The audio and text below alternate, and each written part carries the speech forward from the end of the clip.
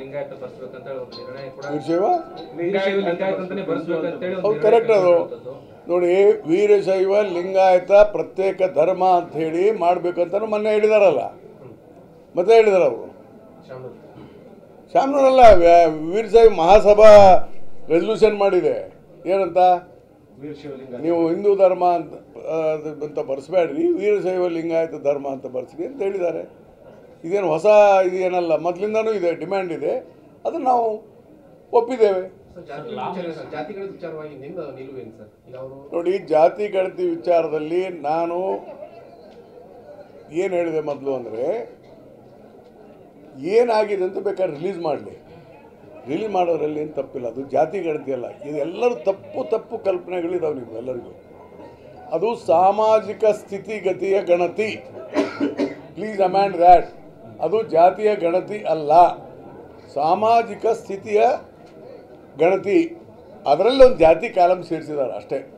ಈಗ ನಿಮ್ಮ ಮನೆಯಲ್ಲಿ ಎಷ್ಟು ಜನ ಎಜುಕೇಟೆಡ್ ಇದ್ದಾರೆ, ನಿಮ್ಮ ಇನ್ಕಮ್ ಎಷ್ಟು, ಇದು ಎಷ್ಟು ಅಂಥೇಳಿ ಸಾಮಾಜಿಕ ಸ್ಥಿತಿಗತಿಯ ಒಂದು ಗಣತಿ ಅದು. ಅದರಲ್ಲಿ ಜಾತಿ ಕಾಲಮ್ ಇರೋದ್ರಿಂದ ಕೆಲವ್ರಿಗೆ ಆತಂಕ ಆಗಿದೆ.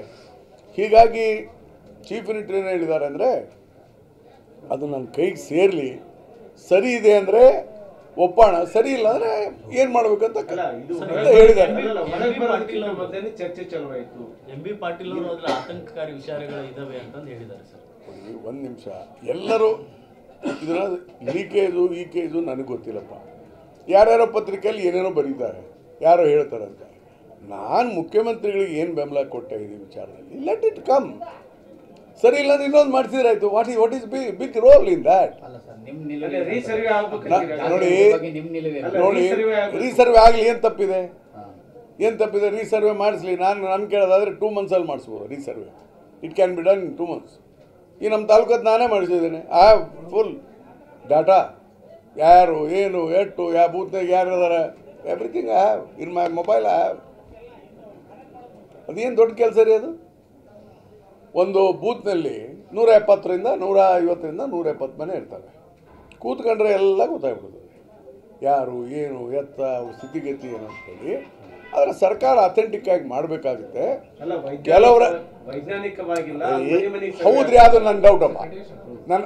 ನಾವು ಆಗೈತೆ ಅಂತೀವಿ, ಅವ್ರು ಆಗಿಲ್ಲ ಅಂತಾರಂತ ಇಟ್ಕೋ. ಅದ್ರ ಬಗ್ಗೆ ಮುಖ್ಯಮಂತ್ರಿ ಏನು ಹೇಳ್ಯಾರೆ, ಇದು ನನ್ನ ಕೈ ಸೇರಲಿ, ಸರಿ ಇಲ್ಲ ಅಂದರೆ ಮುಂದೆ ಏನು ಮಾಡ್ಬೇಕಂತ ಯೋಚನೆ ಮಾಡ್ತೇನೆ ಅಂತ ಬರಲಾರ್ದೇ ನಾನು ಏನು ಮಾತಾಡಲಿ ಅಂತ ಹೇಳಿದ್ದಾರೆ.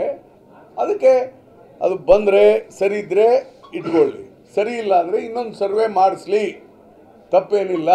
It can be done. Lok Sabha ಚುನಾವಣೆಯ ಮೇಲೆ